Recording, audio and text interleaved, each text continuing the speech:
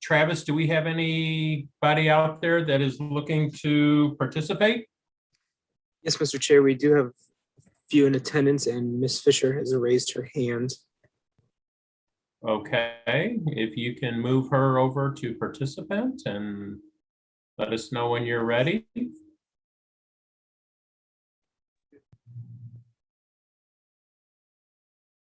Hi all, can you hear me? We can hear you, Mrs. Fisher. Please go ahead. Hey, thanks. I had no intention of speaking tonight. This is Nancy Fisher at 2066 Wild Horse. I did just want to mention, I know that Joe is going to talk to you about the test results and that they haven't come in yet, so no decisions are going to be made this evening. But I wanted to mention, just so you can be thinking about this till the next meeting, but I walk towards the fish farm about every other night, sometimes every night. And I've been pleasantly surprised for the last month or so, like we've told you before. Right now at our house, we can't hear any noise, and it's been absolutely glorious. And I've noticed when I walk that way that at where the List property abuts Highway 100, I can still hear some type of a squealing noise, but it's minimal, or it has been minimal, and it's generally at the end of his driveway and for a little bit more on the property. Again, not my concern. If it doesn't bother the guy across the street, I don't really care about that, but I've noticed it. Tonight, I happened to walk that way again, unintentionally, really. It was just in my rotation. And the squeal was quite noticeable at where the property meets Highway 100. And for a much greater distance of where it goes along that road. So I then walked over I still can't hear it at my house, thankfully. I did walk over to about a foot from the property line on Chuck and Gill's property, and I could actually hear that noise again. And maybe it's the weather, maybe it's the humidity, maybe there's no wind. I'm not saying that any of that shouldn't be taken into account. I'm just a little concerned because, as we talked before, only 3 of the motors were running. They weren't at full capacity because there weren't as many fish as there normally are. So I'm just, I'm still super concerned and skeptical about the test and what's going to happen when all the motors are cranked back up if that noise is still there. So I just wanted to share that. Again, I didn't want to burden you guys with me talking again tonight, but it was just so fresh on my mind that I thought I should let you have that to think about. I'm sure I'll have something more formal prepared next month when the actual report has come in. So I appreciate again that you listen all the time. Thanks. You are welcome, and please don't consider yourself a burden at any time. We appreciate your comments. Travis, is there anyone else with their hand raised that wants to speak? No, sir, not at this time. The only other in attendance at the moment is Mr. Garitano. Okay. All right. Well, we will move on to the main part of the agenda. Under action items, we have 1 planning matter and 7 park matters. First, under the planning matter, is the zoning ordinance for the noise code. So very timely. And I'll turn this over to you, Joe. It looks like we're going for another delay for another month. Yes, Mr. Chair. Mr. Chair and members of the committee, as is referenced in the memorandum prepared for tonight's meeting, Dr. Thunder and his son, Steve Thunder, have not yet completed the results of the 2 studies that were undertaken when they visited Wildwood back at the beginning of June 2021. The 2 studies involve, obviously, the aquaculture operation on Wild Horse Creek Road and the corridor studies in the vicinity of Route 100 and Route 109. Again, remembering that those 2 corridors, we've been receiving a lot of citizen input about the noise associated with vehicles on the roadways themselves. And so that was added as part of the overall assignment for the Thunders when they visited. I was hoping to have the results and the analysis for tonight's meeting. That did not occur, but Mr. Thunder, Steve Thunder, has said that he believes that we'll have that well in advance of the August meeting. If there are any questions or comments, I'd be glad to try to address them at this time. And I will go out by the property on Wild Horse Creek Road and see if I can hear the squealing noise as well. Thank you. Thank you, Joe, and thank you for going out there. And before we go to the questions that the committee may have, Joe, are you looking for any action tonight, or is this just an FYI? Just an FYI, it's been such a long process. I felt it was appropriate to at least let you know why we're not talking about it tonight and hopefully when we will be talking about it. But like I say, I assume everybody's as busy as we are here at the City of Wildwood, so that may be part of the reason we're not getting the 2 studies and analysis associated with them as quickly as I had hoped. Okay, thank you. Teresa, you have your hand up?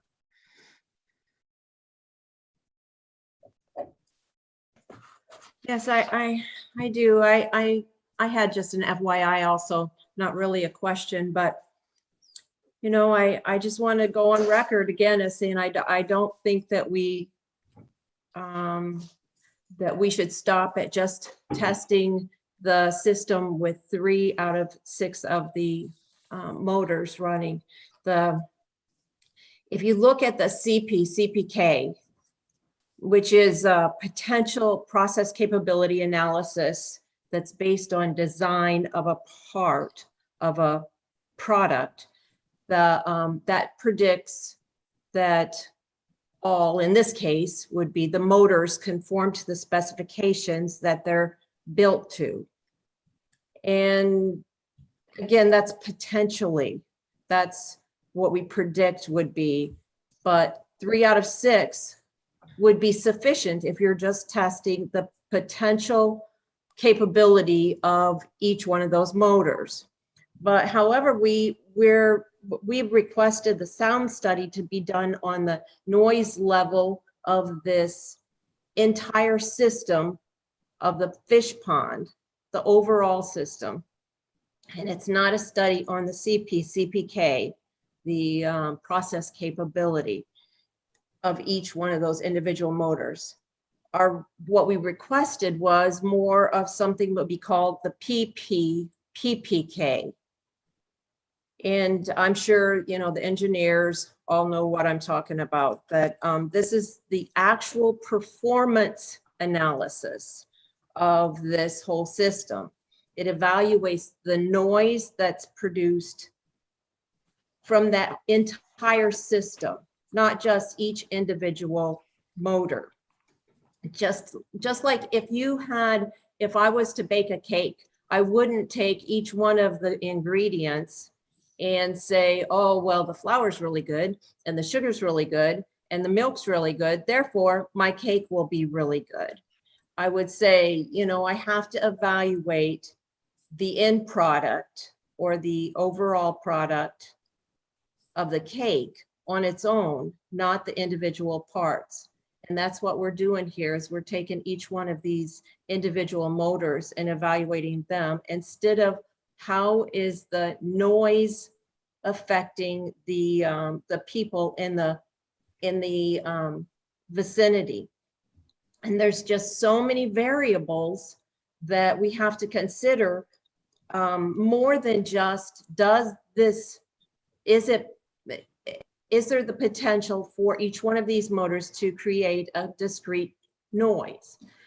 And maybe that one discrete noise or that one frequency level is not potentially not going to be created. We still have all of these other things involved. We have the assembly of that motor, the possible defects, possible damage to the motor, possible improper installation, which is what I understand caused those 3 to not be running at the time. They were full of some vegetation, and then they had to be maintained, a maintenance clean out, something done to them, and that could have been improperly done. There could have been damage. They could have been not bolted down properly, tightly, or cross-threaded. I don't know. There's just so many variables to consider. I think we're leaving out that looking at it as a system that could potentially cause the noise level, not just a sound level, but a noise, an actual noise. And now we're seeing that Nancy said that there's more noise in different areas, and it's a squealing noise. Well, I don't know where that's coming from. I don't know if that's coming from the motor or something that was done to those new motors to cause it. So my concern is that we need to go back and have all of those motors in operation, or we can't rule that out. Just my 2 cents. And Thank Mr. you. Chair, with your permission, Sure. certainly the department would have not authorized Mr. Thunder to proceed forward with the testing at the aquaculture facility if I wasn't assured by both of them that the lack of operation of 6 motors versus 3 would basically give us a skewed or unreliable test result. I'm not an expert in sound. I depended on a consultant that's been vetted over the years by the city of Wildwood because of past work here in the community. So I'll leave the comment that Ms. Clark has provided to Dr. Thunder, and I will advise him to review the video before he arrives in August to provide his input on what they did, the findings of what they did, and ultimately to address the concerns that have been expressed. Thank you. Thank you, Joe. Anyone else have any comments? Okay, thank you. That'll take us to Parks Matters. First one being the Grand Tree protection over in Ward 8. So Joe, go ahead. Looks like we might be getting closer. I think we are, sir. Thank you, Mr. Chair. Mr. Chair and members of the committee, I think we may want to promote Mr. Garitano since this is in his ward. As is referenced in the memorandum that's been prepared for tonight's meeting, the Department of Planning, after receiving direction from the committee members, asked the park designer to meet with the contractor that's been awarded the project, DJM Ecological Services. The intent of that meeting was to find a solution to the approximately 57% increase in the cost of the project to save the Grand Tree. Quite frankly, it was almost $58,000. One of the suggestions that came on the heels of our June meeting was to switch out the boulders, which have a substantial cost, and use more of a manufactured material, in this case, Ready Rock. What ultimately happened is the park designer and the selected contractor put their heads together and came back with a change order that now would increase the project cost by approximately $25,000, but in the end would save the Grand Tree, and in the opinion of the department, create a better use area by meandering the trail around the tree and using the Ready Rock, which I think has an appealing appearance. So tonight before you is the change order that increases the cost of the project by approximately $18,000 above budget. But I would note that with the delay that has been authorized by the City Council relative to the Manchester Road Shared Use Path, there is available funding from that project to be transferred over to this project and still stay within the 2021 capital improvements program. I think this is the best we can do if we want to save the Grand Tree, but certainly it is an increase in budget. But again, the decision lies with the committee. Mr. Chair, if there are any questions or comments, the department would be glad to try to assist in answering them and in the discussion to follow. Thank you. Thank you, Joe. Rob, I see your hand up, so go ahead, please. Yeah, thanks. That's a pretty nice tree. I don't know if it's worth 20 grand or not, but that neighborhood would be the poorer for it if we took it out. And I really like the new layout, Joe. I think it's nicer for the reason that you mentioned. The only question I have is that $2,400 roughly is still on page 3 for the deadwooding of that tree. And I'm wondering if you're subtracting that from the $18,000 uplift. I did not. I forgot to do that. Thanks for reminding me. So in actuality, will be less than $16,000 over budget once we subtract that.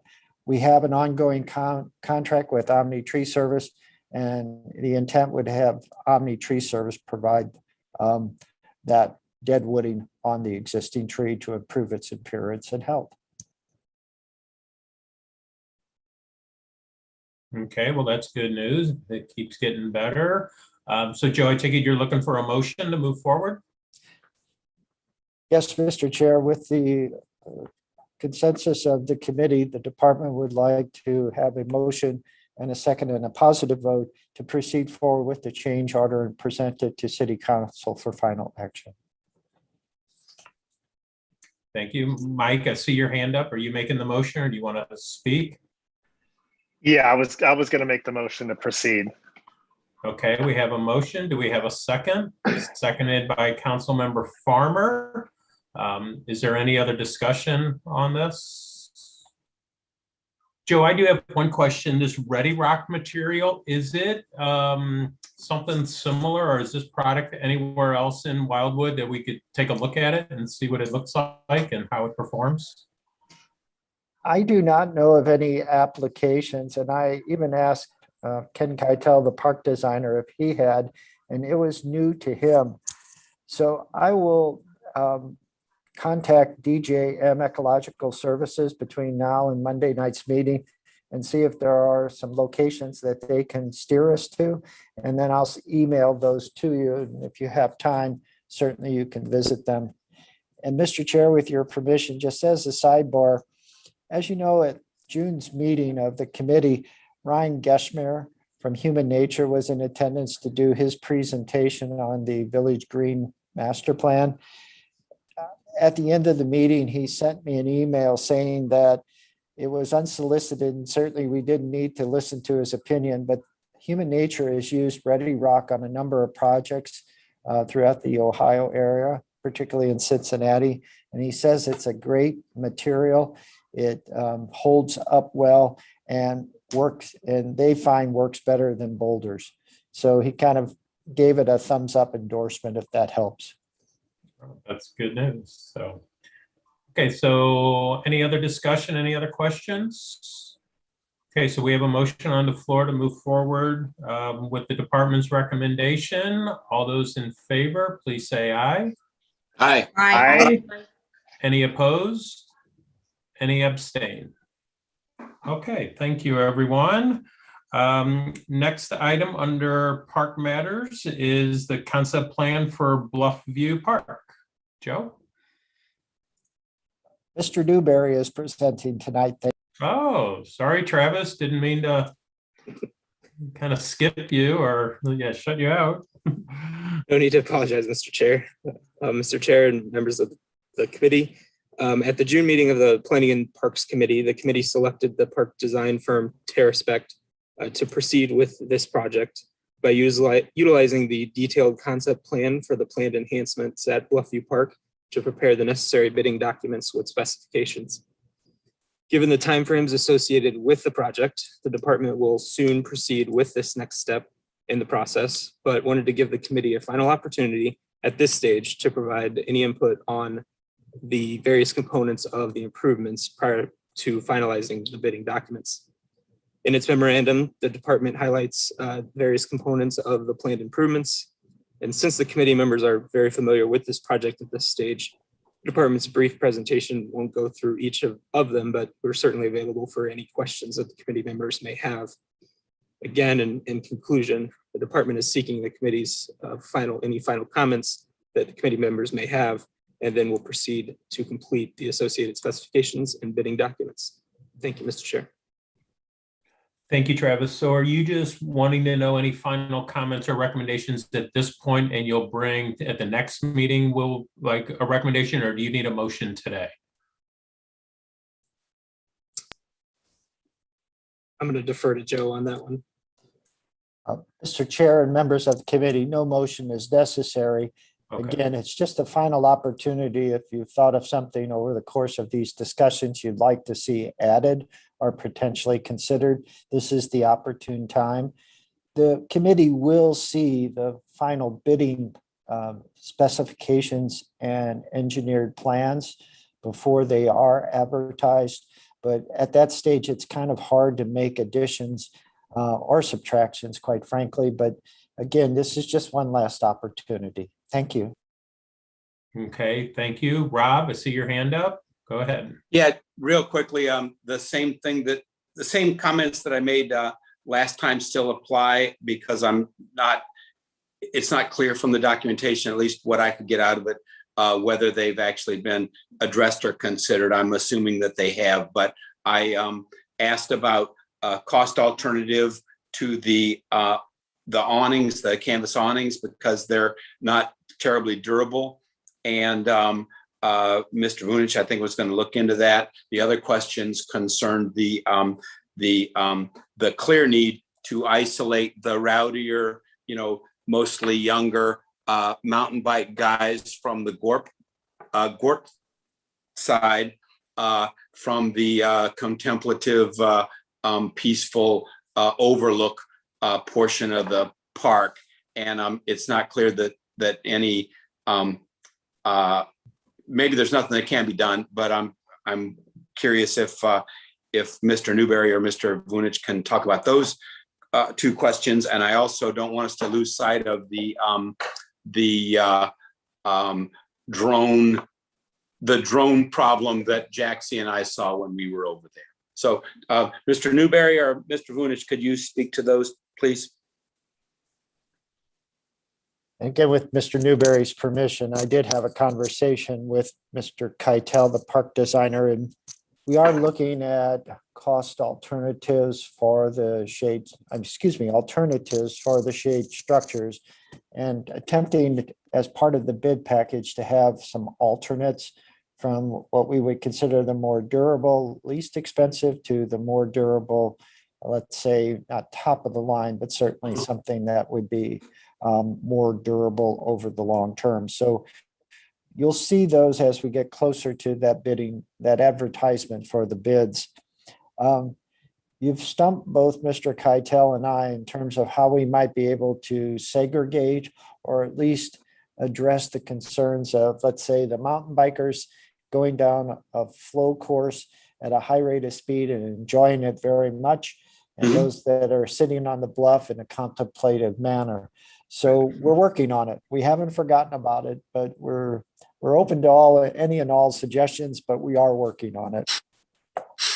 Okay, that's I think that's a key in that area, but it didn't look. It wasn't clear that anything could happen. What about the drones? Do we address that separately?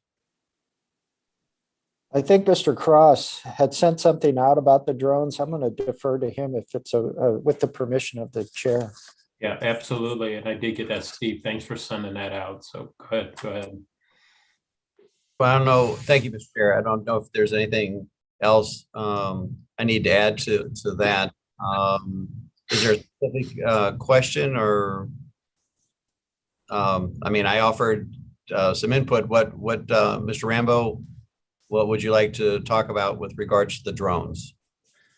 That came from the latest FAR, I guess, the drone stuff, and it doesn't address that particular issue of drones in a park, making noise and bothering the people that are trying to enjoy the view. And so I think there's more action required. Maybe now's not the time to discuss it at length, but we are inadequately protecting folks from that kind of disturbance at least at that park. And what you sent out, it doesn't address that concern either. So we can we can, maybe well, how do you suggest we proceed? Because I think we can, yeah. Joe Garitano just texted that we have regulations, but what you sent, and those regulations don't really specifically address drones in a park. So how do you want me to proceed with this?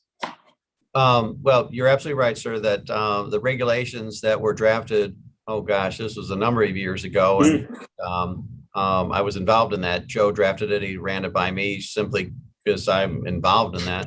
And so those regulations, I mean, at the end of the day, the regulations that are on the books right now as a city ordinance basically address the fact that individuals, residents, have an expectation of privacy. And so it discusses, you know, about airspace and where drones should fly and where drones should not fly. Those ordinances can in fact be enforced. Yeah, I don't know. I'm not aware at this point in time of any enforcement action that the city has taken since that ordinance was put into place. Yeah.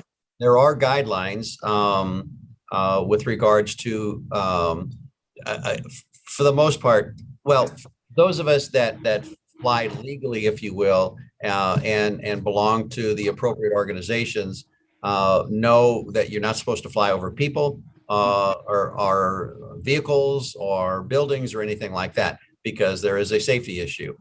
We are protected by virtue of belonging to certain organizations, liability wise, should something occur, and sometimes things occur. The problem with the proliferation of drones is that most people are ordering it off to Amazon or something like that, and they have no idea about how to fly safely and what they should or should not do. The noise is a totally different issue.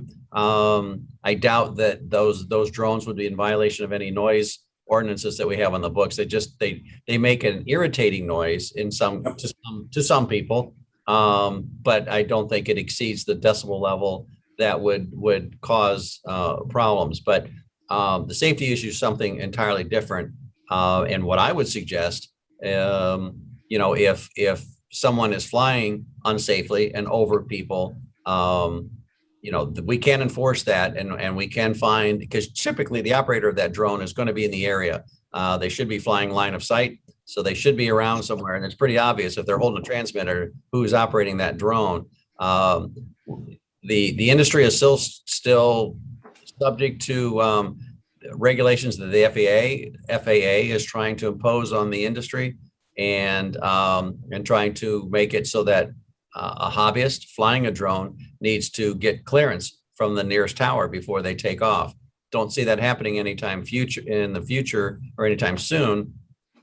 But I would encourage anyone, a resident or a council member or our park rangers, they see that, well, the park rangers in particular, to try to find the operator and potentially at least educate them, if not have to go further. But beyond that, Mr. Rambo, I'm not sure what else we're able to do. I do think that, you know, and perhaps that's something that we may want to pursue in terms of education. You know, and offer that to the residents about, hey, you know, we want you to fly, you know, we want you to use our parks for flying drones and so forth, but do it safely and so forth. And we could put on some sort of a, you know, provide education materials, or even put on a seminar if that's what the city wanted to do. So, okay, so you suggest that park rangers can, if they wish, intervene, but there's nothing specific. And so what I'll do, I think the best way to handle this, since it was not on the agenda, is just to write up the holes that I see in the documentation that we have, and try to move something forward as a, you know, more formally as a, you know, here's our drone ordinance or something like, or modification to our drone ordinances. If that seems reasonable, that's what I'll do. Okay. Thank you, Rob. Any other comments for Bluff View? And Mr. Joe, I Chair. just have one question, and it's more of just like an FYI for myself. In the memo you prepared, you said that the GORC has their portion under construction there. Do you know where they're at? Like where the status is on it? Are they finished, close to finish, just starting? Just curious, really. Mr. Cruz has had conversations with representatives of the organization. I'll defer to him with your permission. Sure. In fact, Councilmember Bartoni, I just met with Joe. I told him that I'm going to meet with Gork on Thursday, and they're going to put the trail arrangement together for me. I'm out there all the time and I see it, but I can't quite make out what they're doing. So he's going to explain that to me and tell me where the trails are going to go and what they got done. The pump track is just about done. They did open it up for some usage just to get an idea of how it would hold up. And that's up there right by the parking lot. And also, if I could add, with the questions about the mountain bikers coming close to the actual bluff view and so forth, the flow trail itself is going to take bikers away from the bluff. And the hope there is that all the fast traffic that we explained, the one-way traffic and with all the experienced mountain bikers and inexperienced ones for that matter, will be taken away from the bluff more so than going towards it. So, but I'll find more Thursday and I'll fill Joe in so he can advise the committee at our next meeting. Thank you, Gary. So, okay, so I don't see anybody else's hands up on that, and we don't need a motion at this point. So we will go on to our next item on the agenda, which is the Historic Preservation Commission on the Route 66 Park. And I think, Travis, you are presenting this one as well, correct? Oh, Joe, are you? You guys gonna thumb wrestle? I'll defer to the director. And again, thank you, Mr. Chair.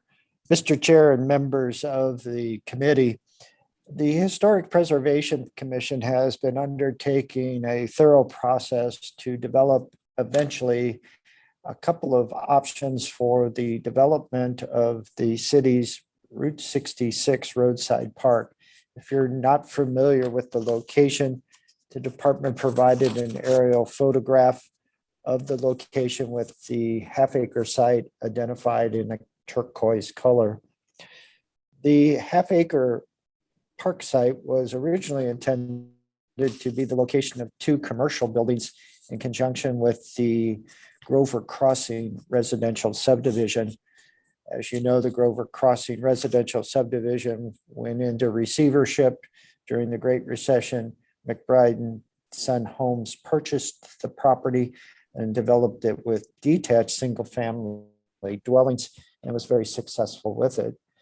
McBride and Son Homes did not want to develop the commercial portion of the property, and at the time its president sold the property to the city.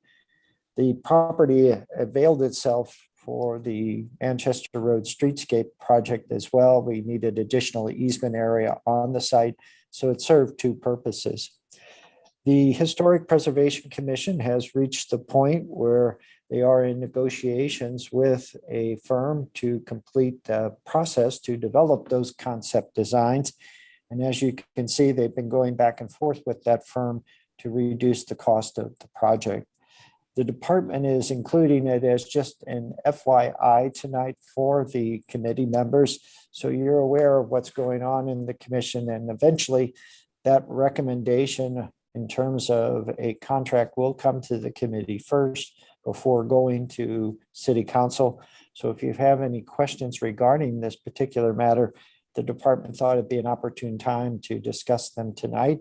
And then on Thursday, we have a Historic Preservation Commission meeting, and I can relay those comments to the members at that time. So again, just wanting some input from the committee. Thank you. Thank you, Joe. And Deborah, I see your hand up. Go ahead, please. So Joe, I remember when this originally came up, is there anything in the concept plan as far as screening for the current residents and mitigation of sound for them?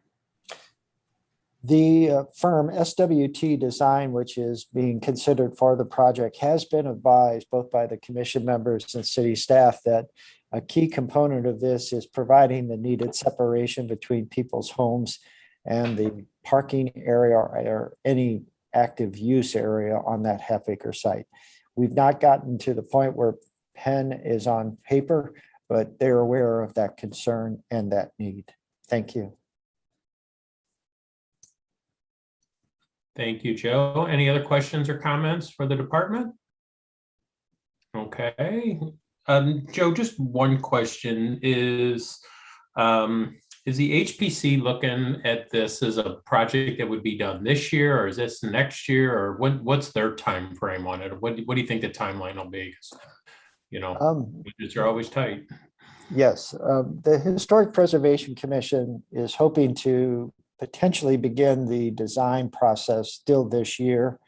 But in terms of construction, I suspect we wouldn't be ready to go till 2023. Okay, all right, thank you. All right, well, seeing no other hands up or any questions, we can go to the next item on our list, which is the signage for the John L. LeCave Memorial Trailhead. And I'm not going to guess anymore on who's going to take over, so I'll just let Joe or Travis take this.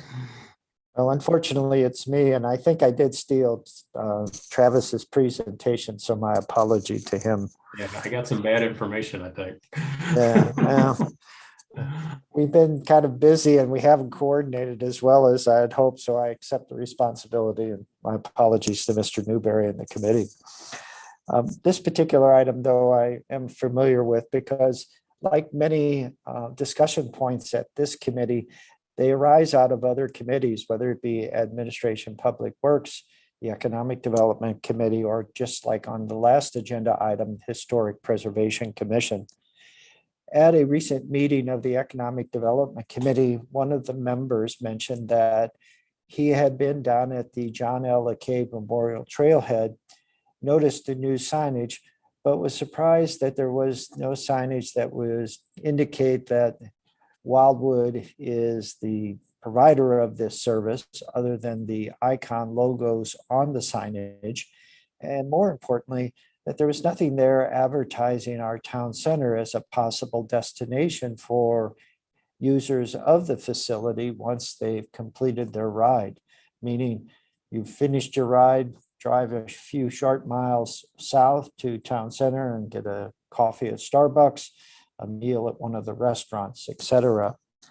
The Economic Development Committee asked that the Planning and Parks Committee consider maybe adding some additional signage at the John L. LeCave Memorial Trailhead to address both a better identification of the city of Wildwood, but also, again, just what's available in Wildwood to basically offer to users of the trail system, those whether they be walkers, runners, hikers, bicyclists, etc. And so tonight, the department is presenting that request to the committee and respectfully requesting authorization to at least engage a couple of sign companies and see what it would cost for them to design something that would achieve both of those goals.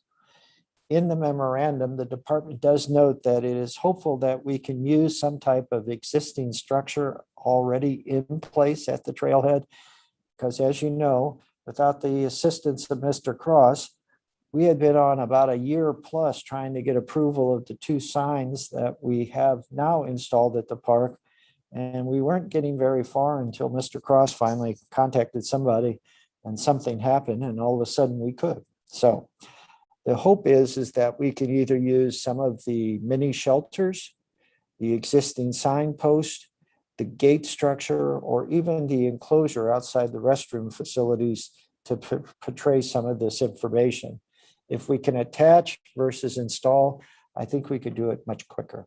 So again, to summarize, the department would like to proceed forward and at least get some additional information for the committee to see if we could address the request of the Economic Development Committee.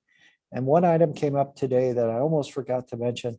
Our Economic Development Manager, Mr. Jack Wynn, asked via the chair of the Economic Development Committee, Ms. Edens, that we put QR codes on anything we do out there regarding our tourism campaign. And certainly I think that would be an excellent suggestion and would like to address that as well as part of this process. If there are any questions or comments, Mr. Cross was at that meeting of the Economic Development Committee as well as I, and we'd be glad to try to address them at this time. Thank you. Thank you, Joe. And I think I read in the material that the city has contacted the LeCave family and they're comfortable with this because, I mean, it is a memorial for them, really. I have not yet, but I just wanted to assure you that we Okay. would, once we got something together that they could see versus just kind of the, we're thinking about it. They've reviewed almost every aspect of the project from the original design plans to the signage itself. So I was just hoping you wouldn't object if we would submit it to them like everything else. No, I would think it would be appropriate to get their input on it. So I have one question for you, Joe. Did the Economic Committee, or was it brought up anywhere? I mean, I like this idea, but what about also having something advertising town center at the Al Foster Trail and at Bluff View while we're doing that? I mean, was there any discussion about adding similar signage at other trailheads? Not so much at the Economic Development Committee, but today at our management team meeting, that was the kind of the center of discussion is, why don't we do it at all of them? Mr. Cross, do you have anything to add on that? No, sir, Mr. Vunich. You are absolutely correct. At the Economic Development Committee meeting, the conversation did focus on this one particular location. But as Joe said, we've talked about how we can, especially when we're talking with Julian in any conversation, how can we get the word out in any way, shape, or form about Wildwood and the benefits of Wildwood and incorporating the materials that he's been working on for the past several months at any of our locations or throughout town center. So Mr. Boone is absolutely correct. And we did discuss it at our department head meeting just this morning. Okay, thank you. Deborah, did I see your hand up? Yeah, Deborah, go ahead, please. So I'm not opposed to maybe using the QR codes to let visitors to the parks know about the city of Wildwood. But I really think it's inappropriate to advertise, whether it be town center or any other aspect of the city in our park locations. I think you're going to get questions then if we're doing it for one area or for one content area, then why aren't we doing it for all of them? And I mean, we're there to enjoy the scenic views and enjoy the outdoors and not add additional signage and information. I know I always get pushback from residents about adding additional signs. And I know we were very, very careful with this park as far as signage goes. And then my question then too is, what about cost? Well, certainly I appreciate the concerns about over signage. If you had been down to Bluffview Park a couple of years ago, we had so many signs at the entry to the trail. It was like sign clutter, so it can happen. I was thinking here of a smaller sign, maybe even a sign that would be more rectangle in shape, longer in height, shorter in width, that could actually attach to like the beam, the beam that holds up one of the mini shelters. So you could just see that, so it says something about Wildwood Town Center and then has the QR code for our tourism campaign, which will take you to the website and all the information. I was thinking something more diminutive than like another sign type of application. Thank you. Yeah, I would be in favor of that. I don't think the residents would make negative comments if we didn't add something additional. And so what would the cost for this be and where would the funding come from? I do not know the cost yet. I'm seeking authorization to proceed kind of that next step. And where funding would come from, I'd have to talk with Mr. Cross a little bit more about that. Thank you.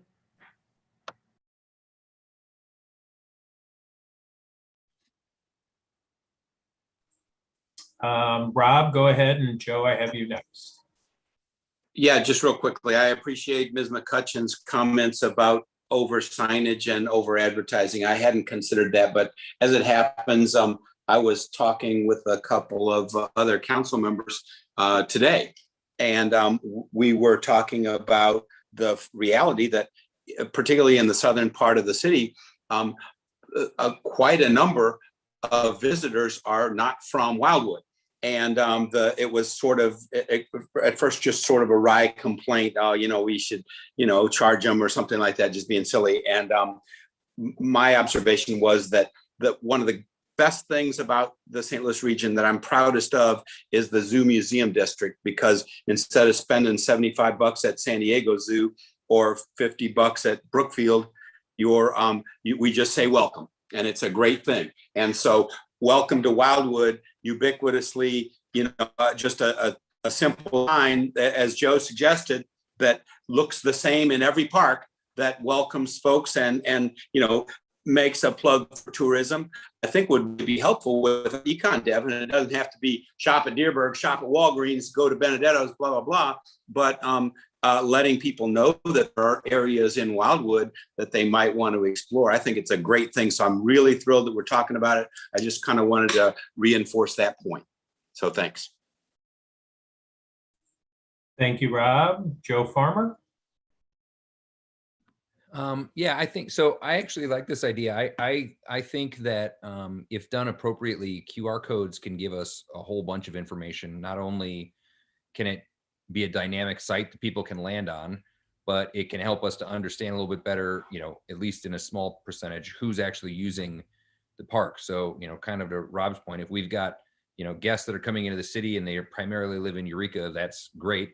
If some of that data we can call out of a website is telling us that, a bunch of people clicking on this are based in Eureka, that would kind of be good for us to know on certain things. So I think, less is more, certainly with a sign, but if you put a QR code on something and you have a dynamic feed going to that website, it can advertise all kinds of different businesses. It can advertise the tourism side of things. It can change every day if that's what we have somebody that wants to do that. But the more important thing I think is, it's from a data standpoint. So we can see, if people are clicking on a restaurant thing, that helps economic development because we know people are looking for restaurants. If they're clicking on, other shops, it helps. So I think a little thing like that, where every park has it, is a great idea. I don't think it sounds particularly expensive. So, I don't want to steal anybody's thunder, but I'd be happy to make the motion to at least get some more information on it for sure. Okay, we have a motion on the floor. Do we have a second? Seconded by Councilmember Rambo. And then I have Teresa. I have your hand up, so go ahead, please. Yeah, I'm not sure this has to do with the motion, but you tell me if it does. Is it possible to have these also placed in Babbler and Rockwood? Can we get them to let that, and on this, on the QR, is there a way to identify where they, which park it is that they scan that from? I think it's fair to consider that part of the motion. If Joe, when he does his research, is going to look at putting these at different trailheads, and I guess we can just find out where we can put them and where we cannot. Yes, Mr. Chair. Mr. Cruz has a good relationship with almost all the park superintendents, whether state or county, and I'll ask him to take on that task if he doesn't mind. Awesome. Thank you. So any other comments or questions regarding this? So we have a motion on the floor for the department to do some research basically and look into this matter. All those in favor, please say aye. Aye. Aye. Aye. Any opposed? Any abstentions? All right, thank you, everyone. That takes us to the next item on our agenda, which is, let me make sure I got this, the virtual recreation. And Joe, is this, oh yeah, we do want to, yeah, this is for you, I guess, as well? Did we lose? No, sir, I've blackened my screen so Mr. Newberry can proceed. Oh, okay. Put yourself in timeout.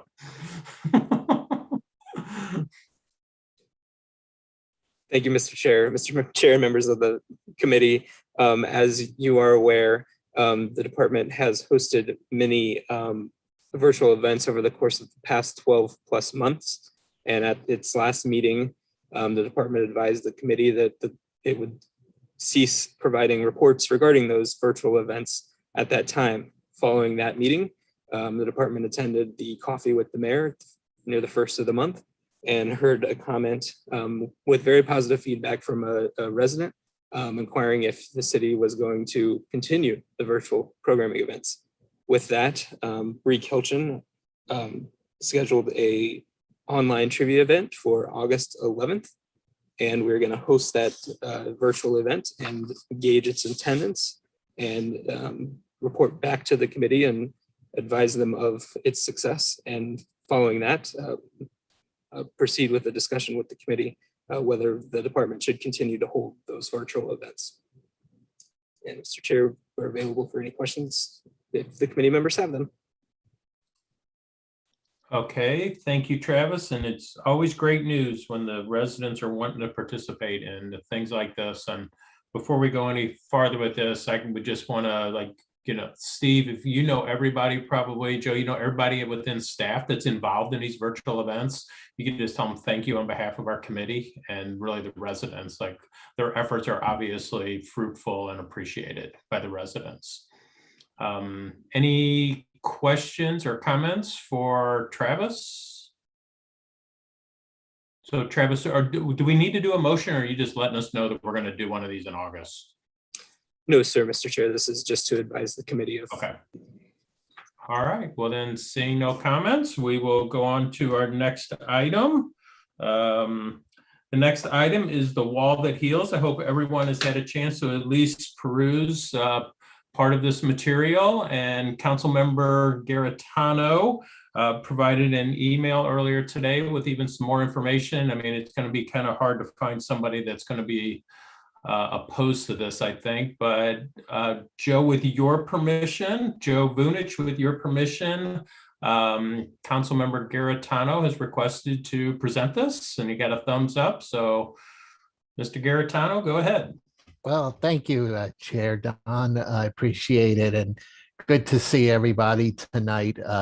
Always happy to see everyone when I get a chance. So I'll try to be brief here because you've gotten quite a bit of information, but I just kind of stumbled upon this when I was traveling to visit family back east, and stopped overnight in Columbus and turned the news on, and then I'm watching this news story, which there's a link in the email I sent to you today about this wall that heals.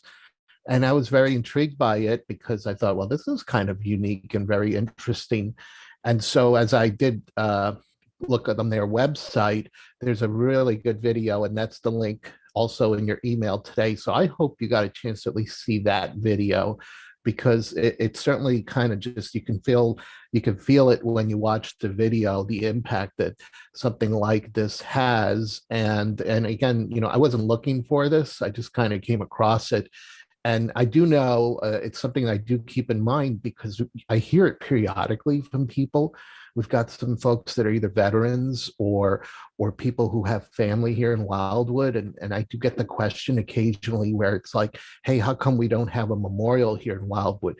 So this necessarily doesn't solve that. I think that's still something that we need to look at someday. But I thought, wow, maybe this type of event, which is like a 4-day event, could be really something impactful for our city and really for the region, because I've not seen anything like this. And looking at the website, I don't see really anything as far as like a cost to pay for it. It's just basically, I think, paid for by donations, and all they do is ask for cities to, obviously there's an application, but that there's a couple of things like, trying to get volunteers, which I don't think we'd have a single problem at all getting volunteers, especially folks that have a connection as veterans or the organizations that always step up to the plate whenever we have an event. So there's that kind of help.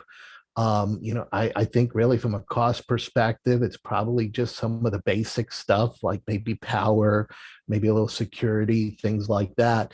And there's just a need for just a green space to put it on, whether it's the community park, if we have the village green or something like that. But I just think that this would be something like that news story that I saw in Columbus. I could see a news story about this happening in Wildwood.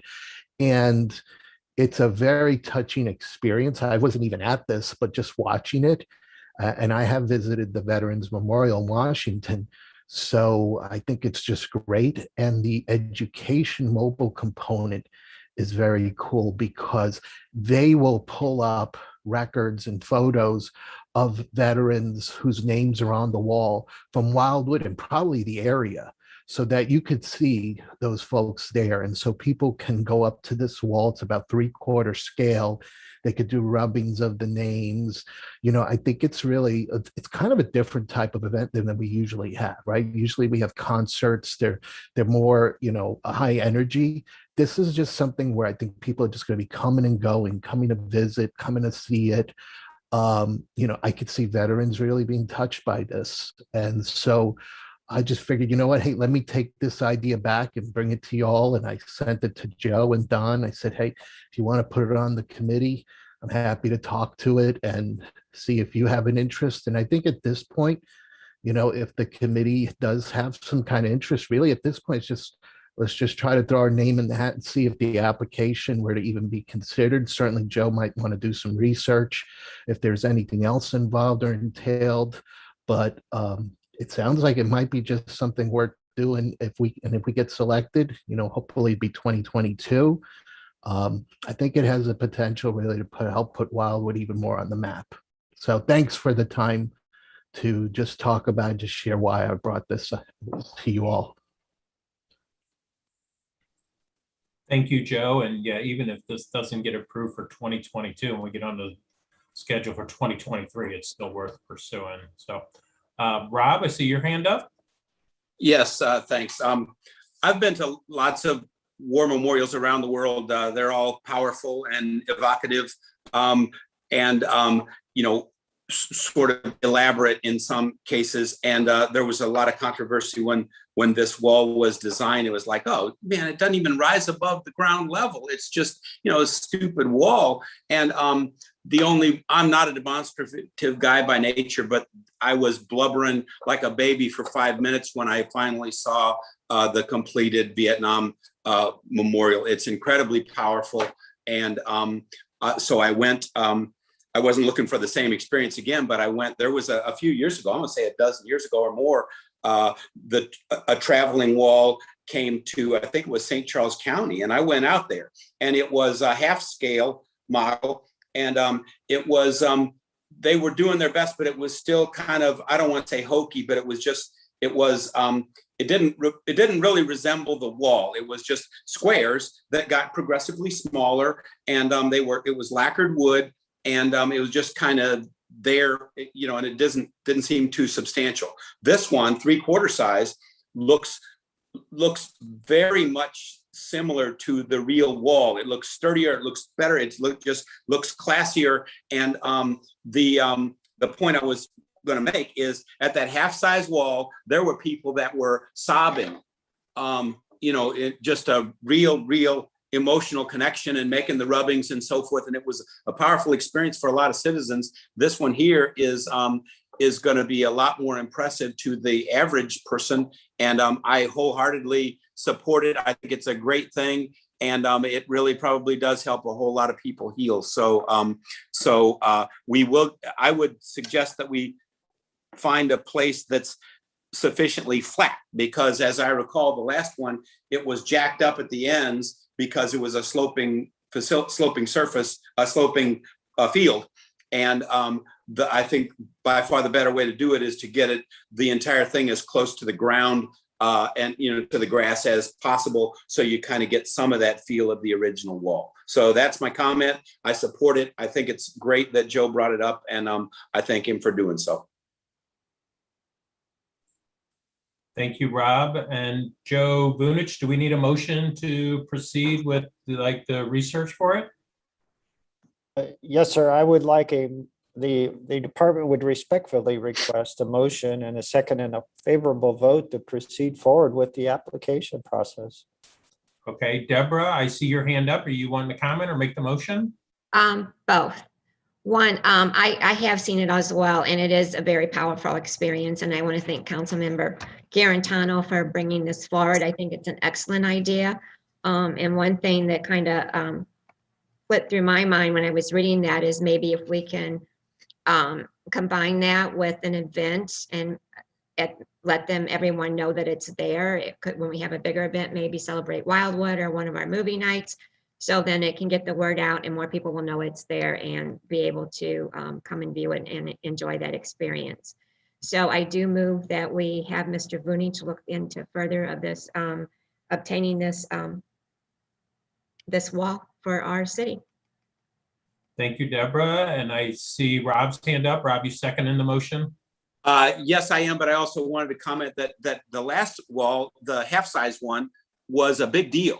And it was on the local news shows and on the radio and so forth. I think they, as you said, it'd be hard to find somebody that didn't support this. And I think all the media outlets are notified as a matter of course as this thing is traveling through the country. And so I don't think we'll have to worry about publicity, but combining events and having a lot of people in Wildwood, that's a great thing. So that's all I wanted to say. But yes, I second. Thank you, Rob. So we have a second on the motion also. Teresa, I see your hand up. Go ahead, please. Just a quick comment that, Rob was talking about have it flat on the grass, but I think just thinking ahead, making sure that we have it on a solid surface and not on a grass so that wheelchairs can get up to it and touch it and feel it at the same time.